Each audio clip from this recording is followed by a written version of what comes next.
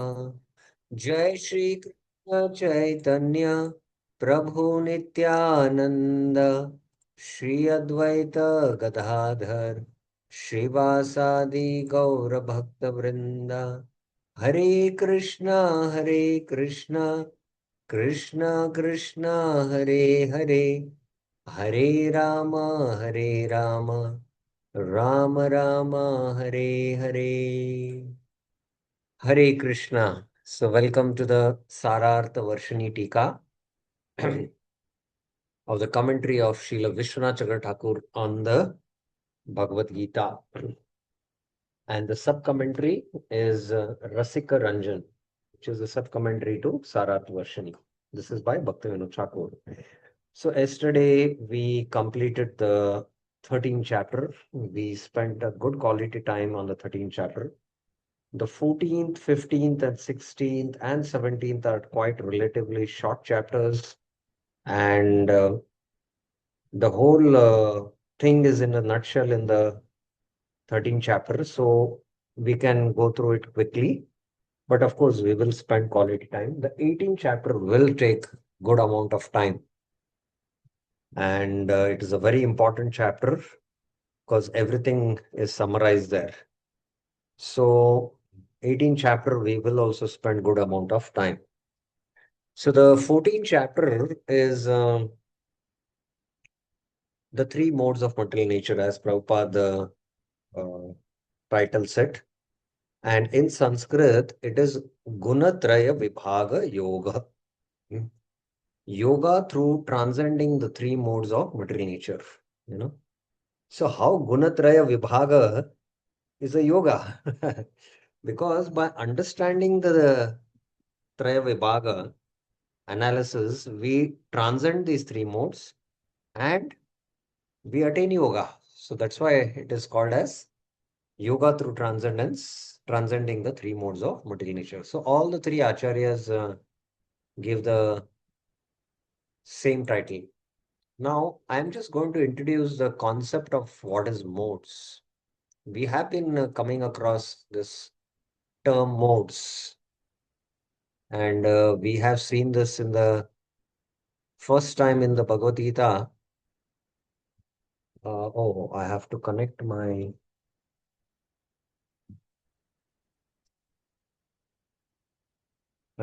tablet. Just give me a minute, please.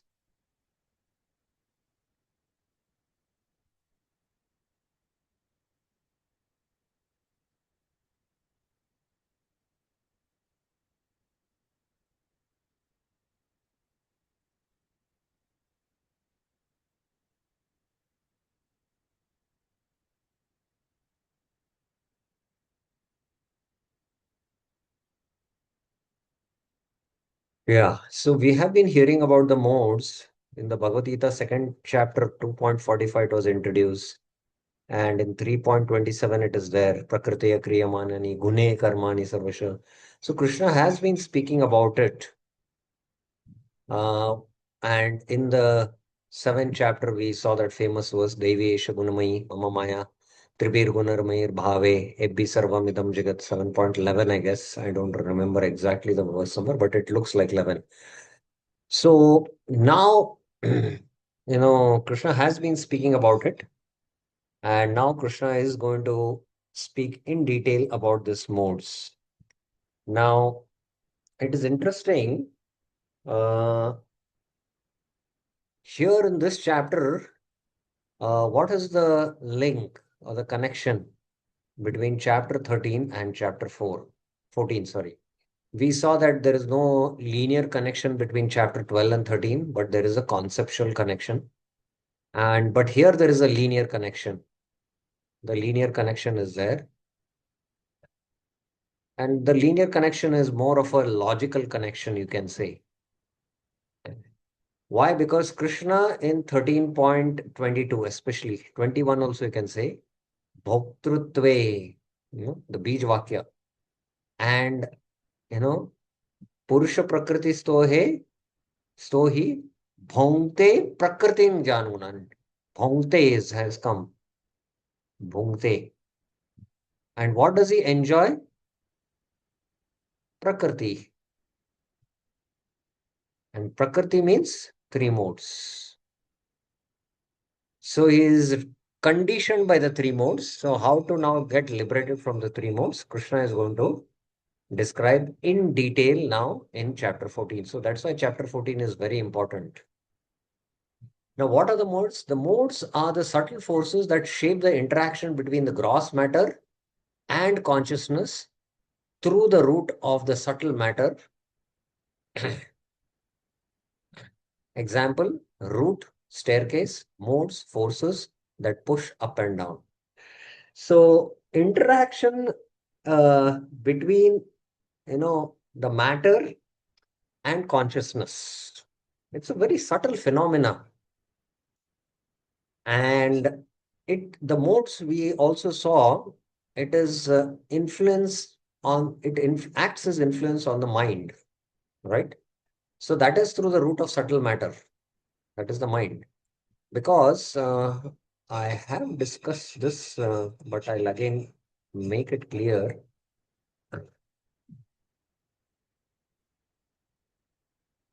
that there is the soul and there is the subtle body. Let us make it a little thick.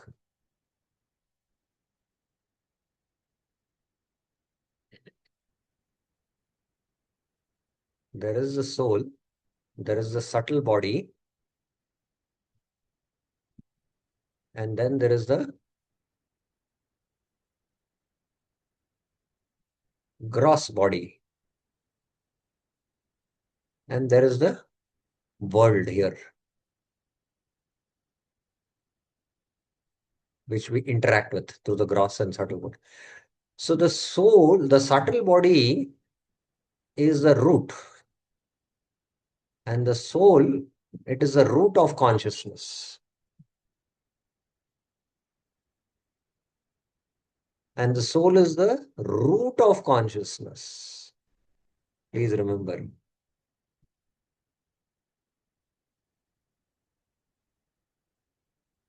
It is the root of consciousness. So that's the difference between matter and spirit. So the modes are the influence on the subtle body, and they shape the consciousness of the soul. So the consciousness is spiritual, chitta. But the soul is, as we have studied, the jivatma is what? It is the tatastha shakti. And being a tatastha shakti, we studied this in the 13th chapter. Being a tatastha shakti, it is although spiritual, superior in nature, and it can enjoy as a servant in the Vaikuntha, in the spiritual world, or in Brahmajyoti also, in fact, and Golok also, form of rasa. But being tatastha, it can enjoy inferior matter. It can identify itself with matter and enjoy matter. So the modes are subtle forces which act through the root of the subtle element, that is the subtle body, especially the mind. And they shape the interaction between the soul and the gross body and the world. So in one sense, if you see, the soul is completely spiritual and everything else is matter. It's an incompatible situation. So how the soul actually, enjoys matter, it is happening by the inconceivable potency of the Lord. So that also we saw in the explanation, in the 13th chapter, verses 20 to 26. We saw that. So it is happening by the inconceivable potency of the Lord. So what is this? Modes are the subtle forces that shape the interaction between the gross matter and the consciousness through the root of the subtle matter. That is the mind. Now the example is, root is like the staircase. You have to go down the staircase, right? So the modes, now as you're going down, you know, because of the natural gravity of going down, you're naturally pulled to go down. So the modes are the forces which act. Similarly, when the mode of Raja acts on the mind, it naturally pushes you to do activity and you become more and more hyperactive and the influence keeps on increasing. Or even when there is tamasic activity, the mode of tamaguna is acting, then it will push your consciousness down and down. But again, it is the influence of the mode which is happening. So, like that, these modes are forces, psychological forces, subtle psychological forces. Okay, let's go to the first verse. Krishna continues to speak. Arjuna has asked only one question in the first verse, and Krishna has been giving an explanation of what is Kshetra, Kshetragya, Jnana, Geha, Prakriti, Purusha, and how through the Jnana Shikshu the whole thing is integrated. Now Krishna continues to speak without any spur from Arjuna, and he speaks this verse. Shri Bhagavan Vacha Param Bhuya Pravakshyami Jnananam Jnanamuttamam Yajgyatva Munaya Sarve Param Siddhim Ito Gatah. The Lord said, again I will speak. Bhuya Paravakshami, more knowledge, which is the best among all types of knowledge. Param Jnananam Jnanam. My goodness. We knew that the most confidential knowledge, eh, Krishna says Raj Vidya Rajgava in the ninth chapter of the Bhagavad Gita. But now he's saying that this knowledge is the best among all types of knowledge because ultimately, as I had mentioned, although these middle six, last six chapters, 13 to 18, deal with the Jnana section of the Bhagavad Gita, but also Bhakti has been shown as superior to even Jnana. Yes. And ultimately, uh, it is by Bhakti one transcends the modes. Correct? It's only by Bhakti. But even the Jnani who has Mishra Bhakti, but I mean, when I say Mishra, this is referring to, Bhakti in the secondary role. So it is Bhakti Mishra Gyan. So that Bhakti only helps him to transcend the modes. So in one way, the glory of Bhakti is being spoken here. That is why it is called Param Jnananam Jnanam Uttamam. And by knowing this, Yajgatva, all the sages, Munaya Sarve, Munaya is Bahuvachan, because that's why sages attain the highest perfection of understanding Atma in this world. Param Siddhim Itogata. So here, in the context of the Gyanis, it is referring to understanding the Atma. But in the next verse, Krishna brings out that more in detail. Let's go to this. In the 14th chapter, the bondage caused by the gunas and the symptoms are described. Okay, why did I not go through the overview? Yeah, I forgot to just touch on the overview. So the overview, there are basically two sections. Verses 1 to 13, how the soul is conditioned by the modes. Krishna glorifies this knowledge. So the glorification of that knowledge is what we are seeing this section 1 and 2 verses. How the soul contacts matter, how the modes bind the soul, and identifying the modes dominating us by their principal characteristics. So that is from 10 to 13. Now, from 14 to 18, Krishna speaks of effect of conditioning by the modes. The long-term effect, post-death destination, the medium-term, immediate effect, and direction of post-death journey. So all this he will speak of the effect. And in the last section, 19 to 27, how to transcend the three modes. Transcend the three modes. Arjuna will ask the question and Krishna will answer that. So it's a very short chapter and we will go through it.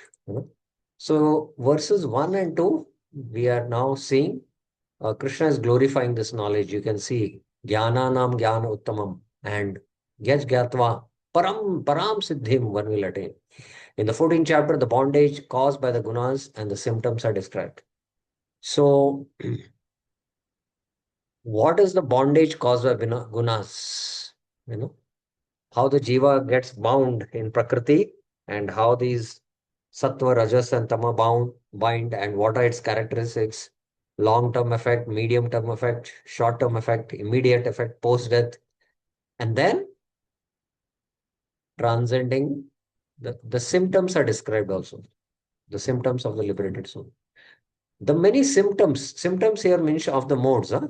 The many symptoms of the disappearance of the gunas and the causes of disappearance is also mentioned.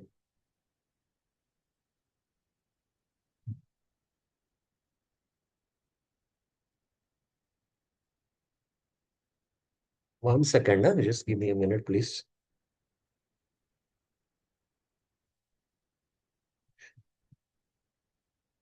So, the many symptoms of the disappearance of gunas and the cause of disappearance and bhakti is also described. So, the last verse is Mamcho Vabhicharena Bhakti Yogena Sevate, that Kimi mentioned. In the previous chapter, it was described that the contact of the jiva with the body made of gunas is the cause of his taking repeated births and deaths. Karana guna sangasya sad asad yoni janmasu. So I had mentioned, if you remember, 13.22 is the Bij Vakya. You know, how, one comes in, because of the desire to enjoy, he contacts Karana guna sangasya. And Purusha Prakriti Stohi. Prakriti Prakriti means three modes. So now in this chapter, the three modes are described. That is the connection between chapter 13 and 14. What types of results come from the contact with gunas? What are the symptoms of those associated with gunas? How one is liberated from the gunas? In anticipation of these questions, the Lord promises to speak about the above topics while praising them. So there's a glorification of this chapter. So Krishna already anticipates this question, and without any spur, he starts answering. No? So what are the results that come in contact with gunas? What are the symptoms associated with gunas? And how one is liberated from the gunas? All is being described here. Knowledge, jnanam here means teachings by which one gains knowledge. Okay, Bhaktivinoda Thakur. From the beginning of the 7th chapter to the end of 12th chapter, I have spoken everything that is in relation to Parama Supreme Absolute Truth. Now, Jnananam Jnana Uttamam, Bhaktivinoda Thakur is trying to explain. I am again revealing to you that knowledge by which the topmost knowledge, Bhagavad Gyan, is attained. So, this Jnananam Jnana Uttamam is ultimately, how the modes bind and how one can get liberated by the modes. It's by bhakti. So, in that sense, it is a glorification of bhakti only, in one sense. By following this, the sages such as Sanaka, who were dedicated jnanis, attained the highest perfection in the form of devotion. So Munaya Sarva refers to Sanaka. And there is a whole pastime of how the four sages were great jnanis, but when they went to meet the Lord in Vaikunta, the Jai Vijay pastime happened, and then just smelling the fragrance of Tulsi, and their consciousness got attracted, which was, you know, you know, absorbed in the bliss of Brahman. So that's why, in one sense, it's a glorification of bhakti only. Okay, text 2. Idam jnanam upashritya mama sadharmamagatah agataha sargepi nopajayante pralaye na vetayanti cha. Those who taking shelter of this knowledge, idam jnanam upashritya. You know? So if you see Prabhupada, idam jnanam upashritya, how he translates, very interesting it is.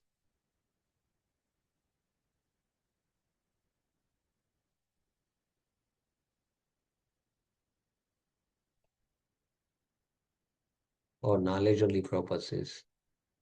Um, Jnananam Jnanottamam. Ah, Prabhupada is following Bhaktivinoda Thakur, 7 to the 12th chapter, Krishna reveals absolute truth. Enlightening Arjuna, if one understands this chapter to philosophical speculation, he comes to understanding of devotional service. So that's what I mentioned. The glory of bhakti is mentioned in here more in detail. Okay. Idam jnanam ubhashrita mama sadharmam agata sarvopi nopi jayante pralayana vyatyanti. He who has taken shelter of this knowledge, idam jnanam upashrita, has attained liberation in the form of sarupya, similarity of form with me, sadharmam. So sadharmam is very important in, you know, Krishna in the Bhagavad Gita spoke about, you know, yam yam vapi smaran bhavam tajantante kalevaram tam tam eva iti kaunteya sada tad bhavam. No. Antakale cha mameva smaran bhuktva kalevaram. Antakale cha mameva smaran muktva kalevaram. I am not able to recollect the full verse. It is 8 chapter verse 5. Antakale cha mameva smaran muktva kalevaram yah prayati samadbhavam. So madbhavam, he'll attain my nature. So this madbhavam and this sadharmam, you know, sadharmam is very similar to madbhavam. He'll attain, you know, and does not experience pain at the time of death. This is one line commentary. Bhaktivinoda Thakur. Jnana is generally materially taints. It is saguna. Jnana that is materially untainted or nirguna is called uttama jnana, the topmost knowledge. So Krishna is giving that uttama jnana. By taking shelter of this nirguna jnana, the jiva attains my sadharmya, quality similar to me. Less intelligent persons think that by giving up material qualities, material form, and material existence, the living entity himself becomes bereft of all qualities, form, and existence. So, this is the Jnani's perspective. They are not aware that just as all the objects in the material world are distinguished from each other by the unique attributes, similarly, the purest unique attributes, Vishuddha Vishesha, are situated in my eternal spiritual abode about Vaikuntha, which transcends this material nature. So basically, if you have an x-axis and y-axis, I have that in the form of slide, but I'll just make it a point.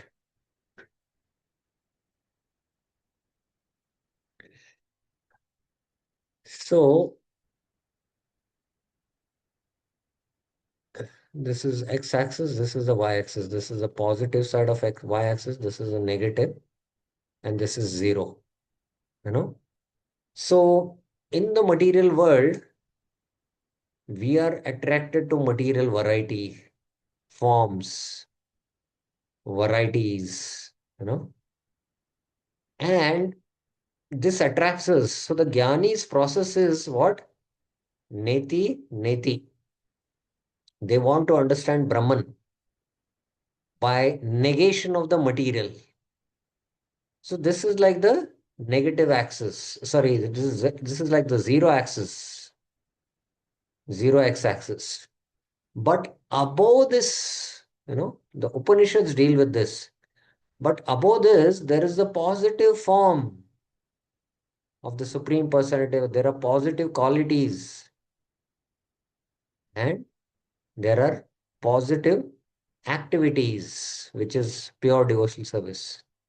Here, the Jnanis who come to this Brahman platform, there is no activity there, right? No activity.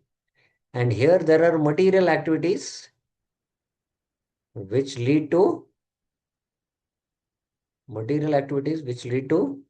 bondage, whether it is pious or sinful.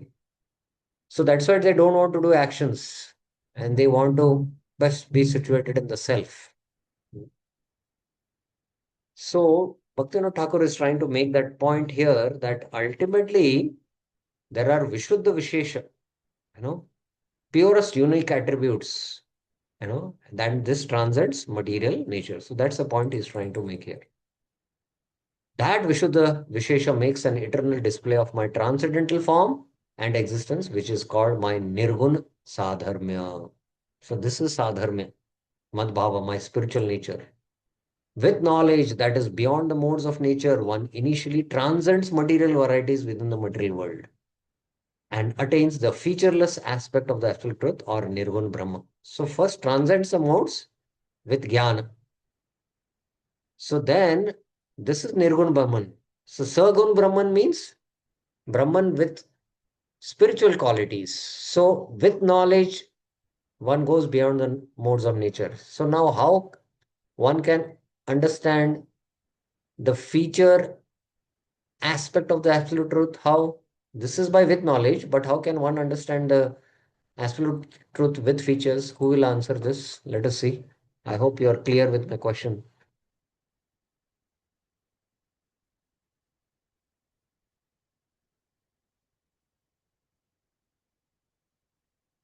With Gyan, knowledge, that is beyond the modes, one transcends these material varieties within the material world and he attains the impersonal absolute truth, Nirgun Brahman.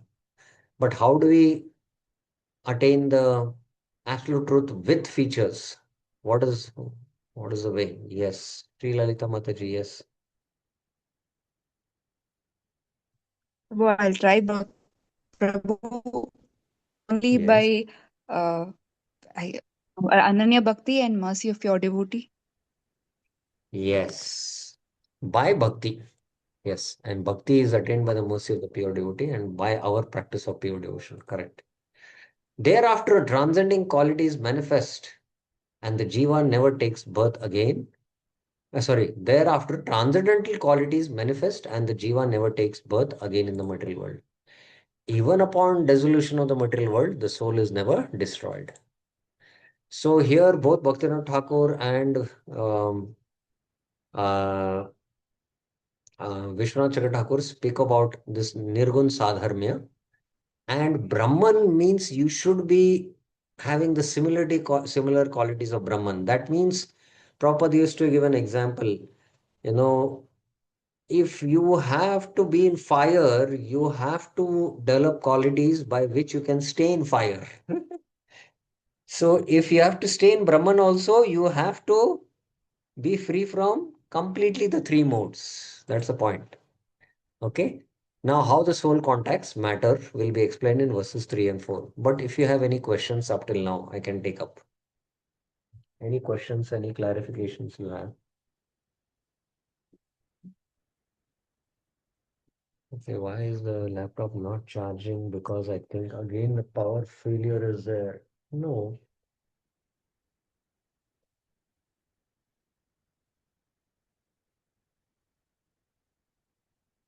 there is no power failure, but uh, okay, let me check. But do you have any questions up till now?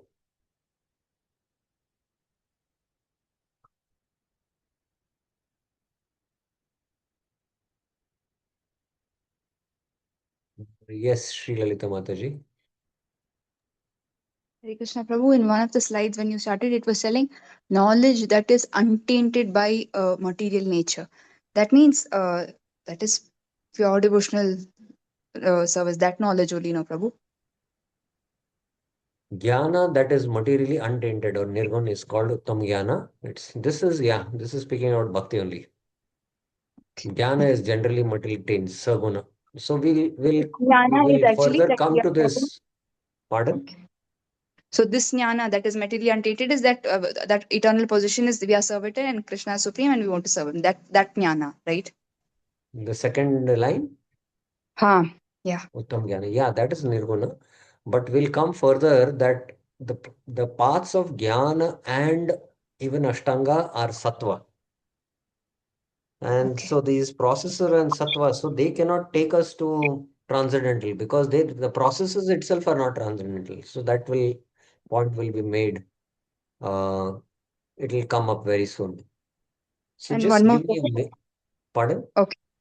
No, no, no. Yeah, Yeah. okay. Yeah. You. Yeah. Just give me a minute. I'll have to charge the laptop. Continue. Yeah, one Okay, well, Vishuddha Vishesha was mentioned. Which form of the Lord is this Vishuddha Vishesha? The two-handed Shamsundara form is Vishuddha Vishesha. here in generic sense, it is mentioned in the form of the Lord. Any form it can refer to. Narayan, any form.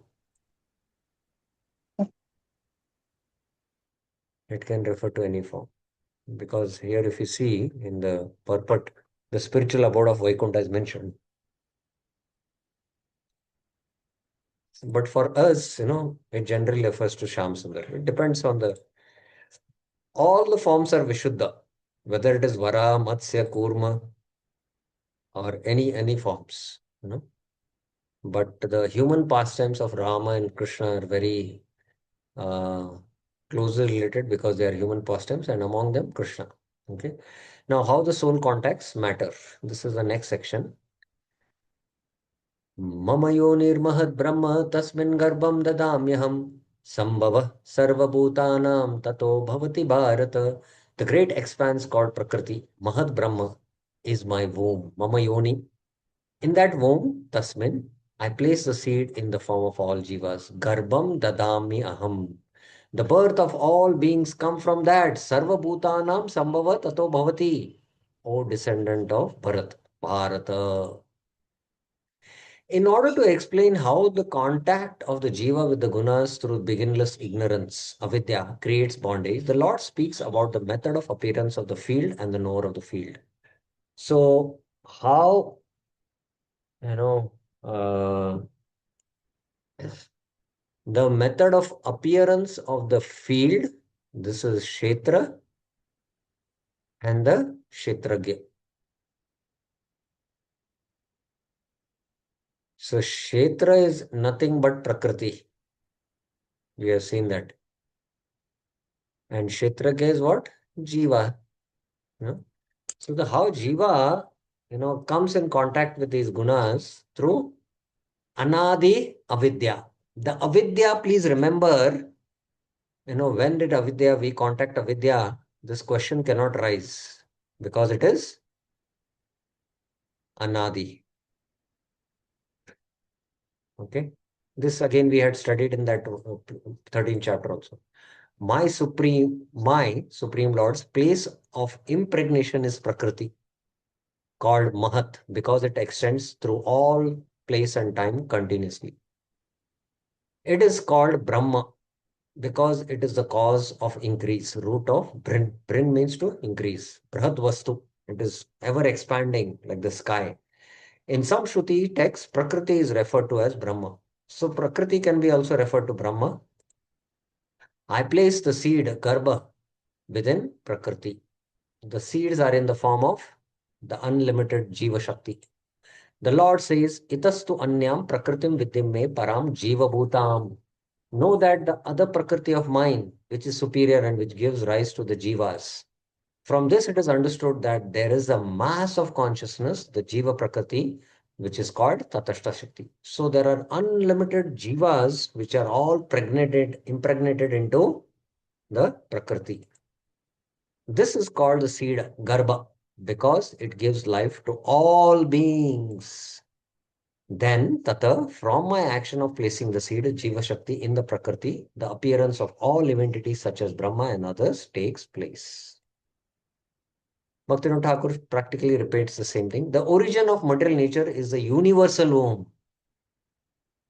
So, just like, a father impregnates into, the womb, you know, for the Prakriti, and the Jiva, one human being takes birth.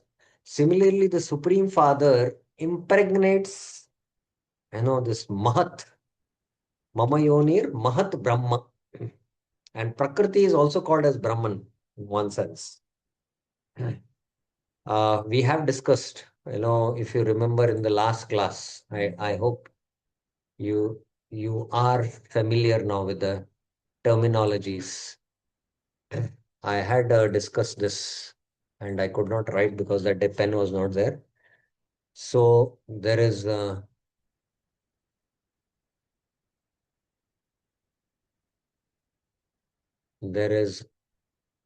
Brahma, there is Brahman, and there is Brahmi. So Brahman is masculine. This is neuter gender, and this is feminine.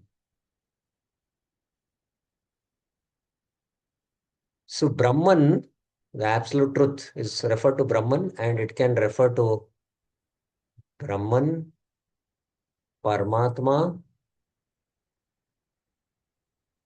and it can refer to Bhagavan. Right? We have seen this. And this also, Brahman can sometimes be referred to Prakriti. This entire creation can be referred to Prakriti also. You know, this entire, because we have seen already this material nature, you know, uh, the Lord is all pervading. So in his Brahman feature. So this Sarvam Khalom Idam Brahman, Idam Sarvam Kalo Idam.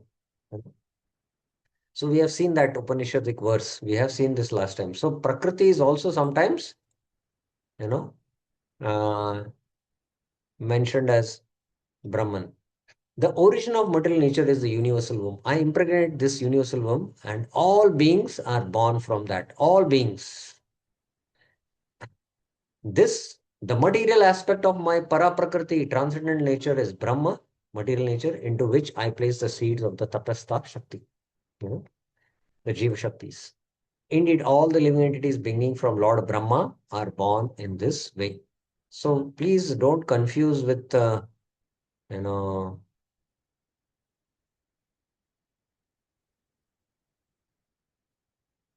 know, Brahma and Brahma. Brahma is the four-headed Brahma. These are two.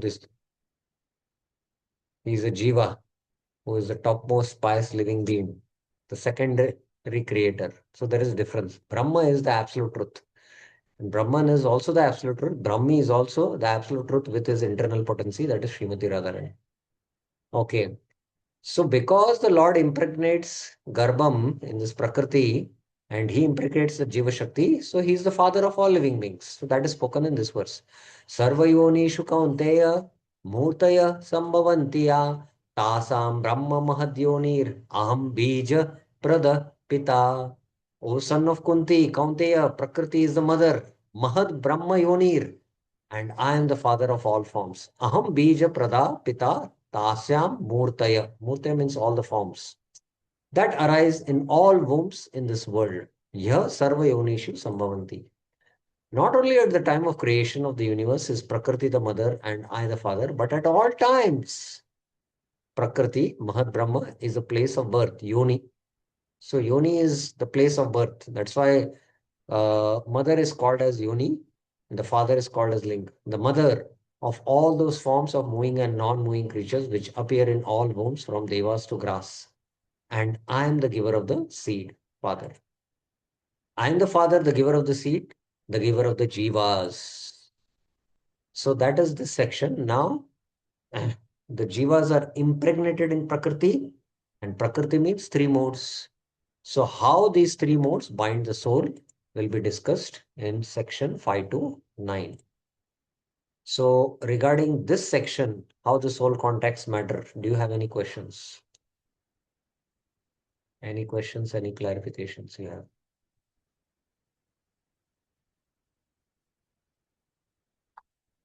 Any questions, any clarifications? Yes, Bir Krish Prabhuji. Hare Krishna, Prabhu, Dhanavad Prabhu.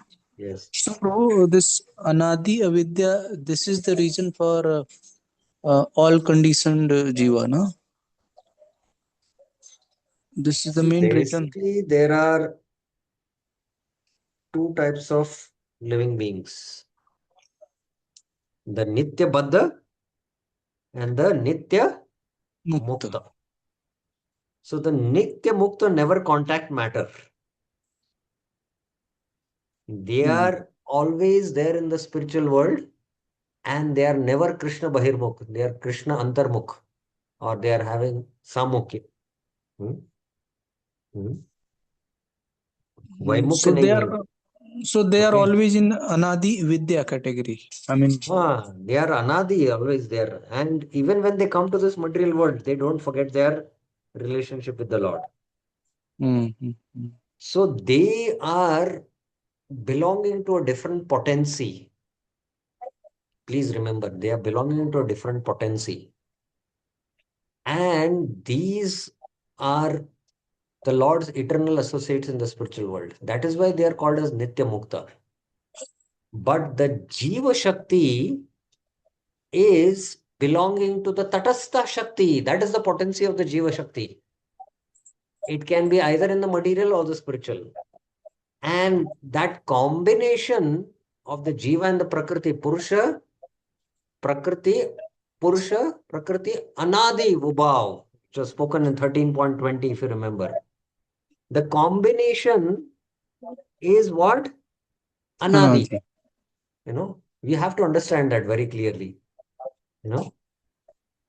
And only when the Jiva from by sadhana bhakti, when he attains sadhya, then he is in one sense uh, he is now enveloped by the spiritual potency. And being enveloped by the spiritual potency, he is now situated in the spiritual energy, the Antaranga Shakti.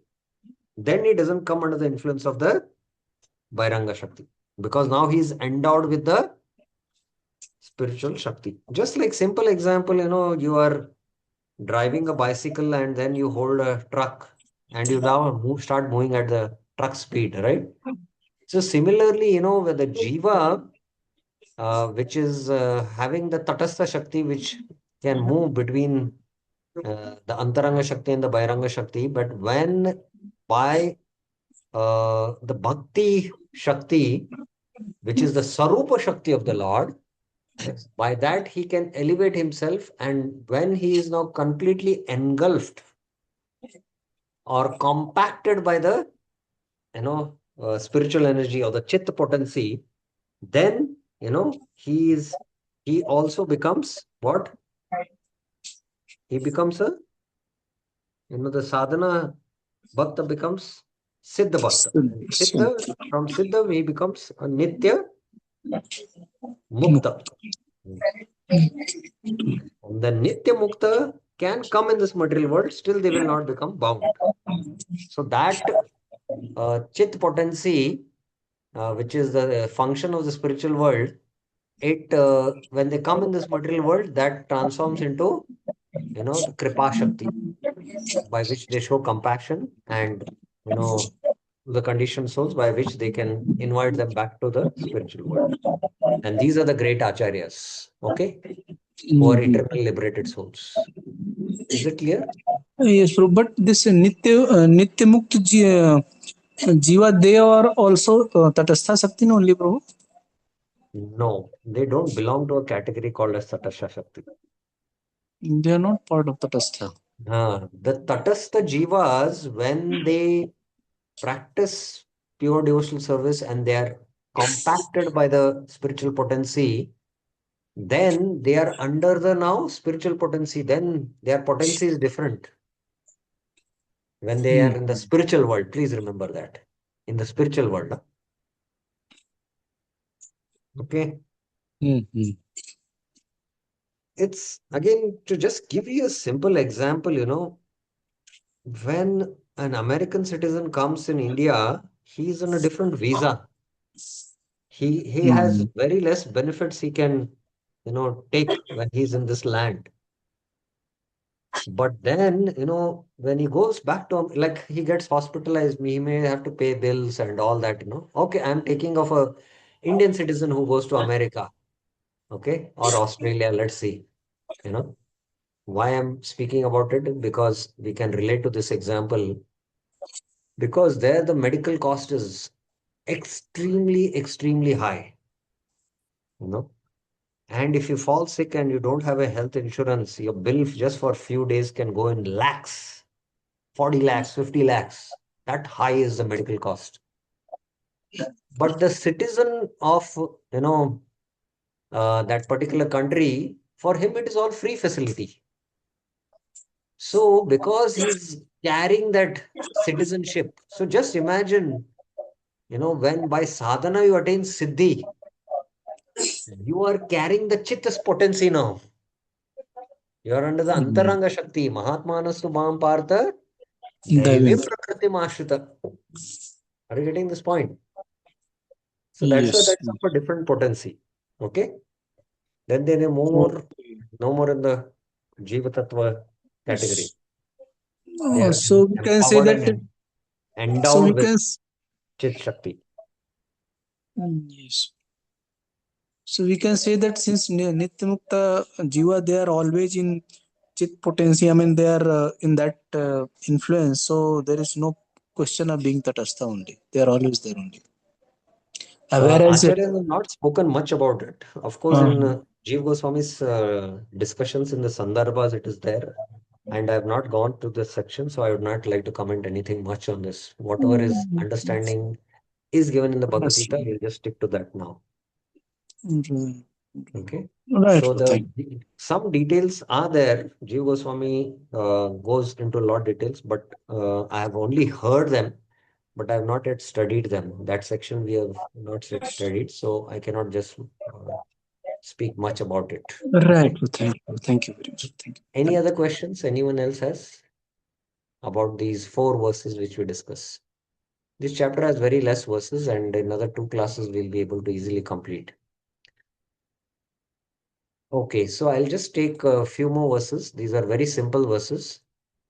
How the modes bind the soul.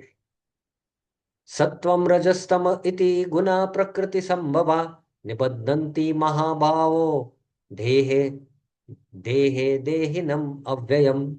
The gunas of sattva, rajas, and tamas. Prakriti means 3 modes. Sattva, rajas, and tamas. Arising from Prakriti sambhava, bind the unchanging jiva. Avyayam means unchanging. Dehinam means now he is embodied jiva. Nibadnanti, they bind. In this body, Deha, Almighty armed one Mahabhav. After the Lord has described the appearance of all living entities through Prakriti, mother, and Purusha, father, how are the gunas to be described? What type of bondage arises for the jivas from association with these gunas? This verse answers these questions. How the gunas are described and what type of bondage arises from what type of gunas. In the body, the product of Prakriti, the gunas bind up the jiva, Dehinam, situated there by his identification with it, due to the association with the gunas arising from beginnerless ignorance, even though the jiva actually is without change, avayam, and is not attached. Asango Yama Purusha. Bhaktivinoda Thakur. From that material nature are born the 3 modes, goodness, passion, and ignorance. Prakritir, Jan Gunan. All jivas of the marginal nature are born from the womb of material nature. So here again it is made clear which are of marginal nature. They are Tatastha Shakti. So the pure jivas, the Nitya Muktas, who are born in this material world, so-called born, they, they are not born from the womb of material nature. They take birth according to the Lord's will. Lord will decide where in which family they will appear. Just like the Lord decides himself where he will appear, and he chooses his parents. So like that, the Lord decides this. Those jivas, those jivas, although completely spiritual and imperishable, avayam, are bound by the modes of material nature upon receiving the material body. Okay, now he speaks about Sattva. Tatra sattvam nirmalatvat prakashayam anamayam sukha sangena badnati jnana sangena chanaga. The mode of sattva, tatra sattvam, is peaceful and gives knowledge. Prakashayam anamayam. Mayam is misery and ana means no misery. That means peace. Because of its purity, nirmalatvat. So this nirmala refers not to complete purity transcending the three modes, which is definition of bhakti. Sarvapadi vinirmuktam tat paratvena nirmalam. There also it is. Among the three modes, Rajas, Tamas, and Sattva, Sattva is nirmal. In that sense, it is there. It's a relative word. It binds the jiva, badnati, with false conception of happiness and knowledge. Sukha sangit, jnana sangena cha. O sinless one. Arjuna is addressed as Anagayar. This verse describes how Satguna binds the jiva. It is without distress, anamayam. It is peaceful. The association of the jiva with happiness, which is the product of peacefulness, and the association of jiva with knowledge, which is the product of illumination, prakasham, produces the mistaken identity of I am happy, I am learned. So this is a very deep, subtle bonding. And Prabhupada speaks about, in his lectures, how one of the famous musician, Prabhupada said he has become very famous in this life, but it took him 7 lives to master and become a musician. And he's happy, enjoying the subtle pleasures, sukha sangena, and he thinks I'm happy, I'm in knowledge. So that's how Satguna binds. Thus, from happiness and knowledge, whose quality is to produce these designations, from this ignorance, this is also avidya, the jiva develops his misconception of himself. These bind him. O pure one. So Arjuna is not within the 3 modes. So Anaga here refers to O pure one. Do not accept the impurity in the form of such misconception. I am happy, I am learned. Okay, now it is 8:15. I will just take these 2 verses because they are simple and then we'll end the discussion. Rajo ragatmikam vidhi trishna sanga samudbhavam tan nibadnati kaunteya karma sangena dehina. O son of Kunti, Kaunteya, know that with the rajas, consisting of attraction. Raja ragatmika. Rag means attraction, like Raganuga Bhakti. Rag is not that Marathi rag. Rag in Marathi means anger, but rag is attraction. Arising from the longing for the unattained and attachment to the attained. You're always, Brahma Bhuta Prasannatma na sochati na kankshati. Kankshati means you're longing. And after attaining, you become attached. That I lose it. So like that, Trishna Sangha Samudvam binds the jiva, tad dehinam nibadnanti, with attachment to action, karma sangina. Know that Rajaguna consists of attraction, ragatmakam. Its Atma itself is attraction. And Prabhupada in the purport speaks about attraction between male and female. Prabhupada's purport is very relevant and one should thoroughly understand it. I'm just peeking into it now.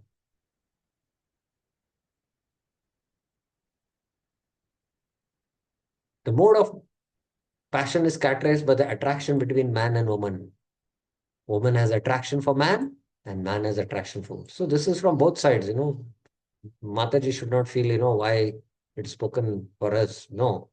Man is attracted to woman, women are attracted to. And Prabhupada says this is called the mode of passion. When the mode of passion is increased, one develops an hankering for material enjoyment. He wants to enjoy sense gratification.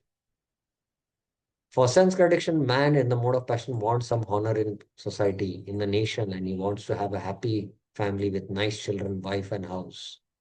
These are all products of the mode of passion. As long as one is hankering after these things, one has to work very hard. Karma sanginam, karma sangena dehinam.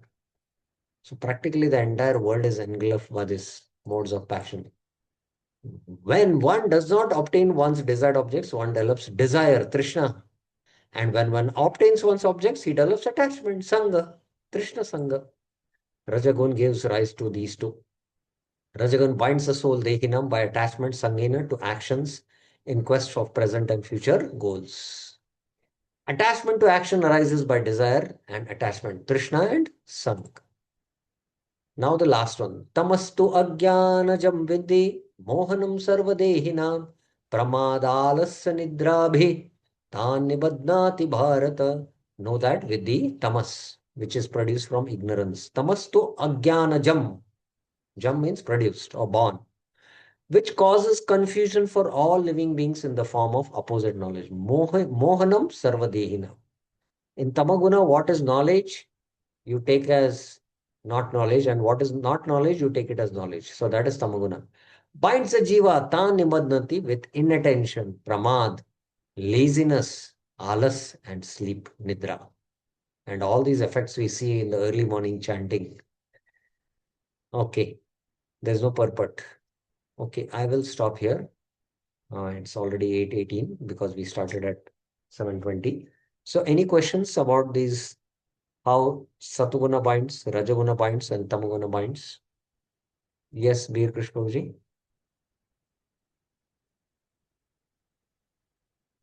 Yes, I have unmuted you. Hare Krishna, Prabhu. Yes. So, Prabhu, we can understand that these gunas are a kind of subtle energy which is acting on the jiva who are under ignorance. Yes. Now, Prabhu, uh, to the degree jiva's ignorance is there, accordingly these gunas affect. I mean, I'm talking from a perspective of sadhaka devotees who are practicing, who are still affected by moods. So their ignorance is, I mean, getting depleted. I mean, gradually, and that's in Yes. proportion how it is. Yeah. In proportion by which the avidya is gradually destroyed, to that proportion, the level of sattva keeps on increasing, and the effects of rajas and tamas keep on coming down. And then gradually, there is a complete destruction which happens. So it's a gradual process. Tada rajastamo bhava kama lobhada shet chet eter anavidam stitvam satve prasidati. Okay. So it's a gradual process. And Prabhu, when we say that Varnashram is a good vehicle for practicing devotion, and because it keeps individual in sattva, but there also, since it is a sattva, so there is also case for, I mean, bondage is still there, no? Basically, we are using the vehicle of Varnashram so that we can come to the platform of pure devotional service. So the goal and object is very clear. Like you all have observation that in the city, because of the mode of passion, it's not so easy to chant. But you go in the sattvic atmosphere, in the countryside, you can chant attentively. But at the same time, whatever is, suited for our devotion so that we can ultimately chant attentively and transcend the modes and come to Shuddha Sattva platform, whatever helps, we should do that. Okay? Yeah. Navneet Kalra Mataji. Hare Krishna, Prabhuji, Danvat Pranam. Yes. Prabhuji, avidya could be understood broadly as false ego. Yeah, the false identity, avidya, asmita, raga, dvesha, and abhinivesh. These are the 5 aspects of avidya. Avidya is, it's a subtle covering on the jiva. And asmita is the identity. I am this body. I am male, I am female. And there is based on the conditioning, there is particular rag. If I'm born in South India, I have rag towards idli dosa or rice sambar, and dvesh towards maybe other items, pasta, pizza, something like that. I'm just giving an example. Yeah. Don't take it like that. Yeah. So like that, there is abhinivesh, absorption, So that's how, we are bound. So it's in form of a, it's a form of identity. Yes. These are the 5 aspects of Vidya itself in one sense. Okay. Okay. Thank you, Prabhuji. Yeah. Thank you very much. Granth Raj Srimad Bhagavad Gita ki jai, Srila Prabhupada ki jai, Anant Koti Vaishnav Vrinda ki jai. Hare